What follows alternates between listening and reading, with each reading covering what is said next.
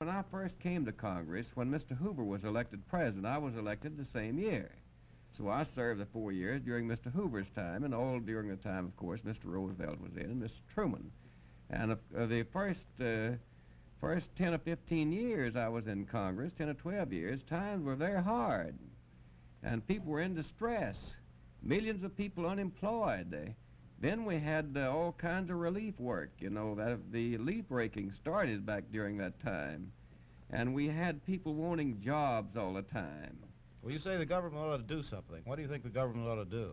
Well, we need spending. We need more spending. Now, we have plenty of production in certain lines. You take, for instance, automobiles. The automobile plants can turn out 8 million cars this year, but they'll not do it. They'll only turn out about 5 million.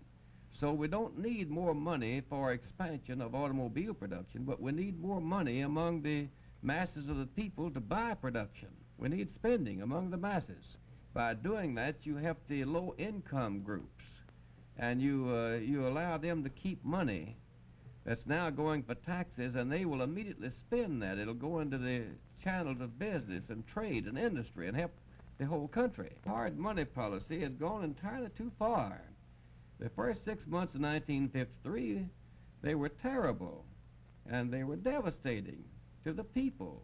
It caused interest to be high, and whenever people have to pay more interest, that means the government's got to pay more interest. The states, counties, cities, political subdivisions, school districts, all. That means taxes go up at all these different levels. That means the utilities like electricity, gas, water, telephone, transportation, freight and passenger rates, they all go up.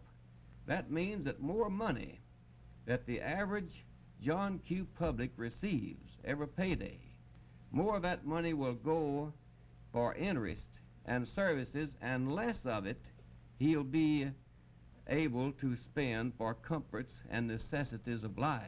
That hurts business and hurts the country. I think the banking system is riding for a fall. I think they're becoming government bond brokers and commercial bookkeepers. They're keeping their portfolios filled with government guaranteed paper and government bonds. And I was always told as a kid, when we used to hunt coons and rabbits and go fox hunting now and then, we never did feed our dogs before we started hunting. And that's the way the banks are. They're all fed up with government bonds and guaranteed paper, and they're more or less indifferent toward the little man who needs local loans. I see. We got to make some changes. Do you think they should go back into banking then, do you, Congressman? Well, we got to do something about that, I think. Yes, well, thank you very much yes, for sir. being with us tonight, sir.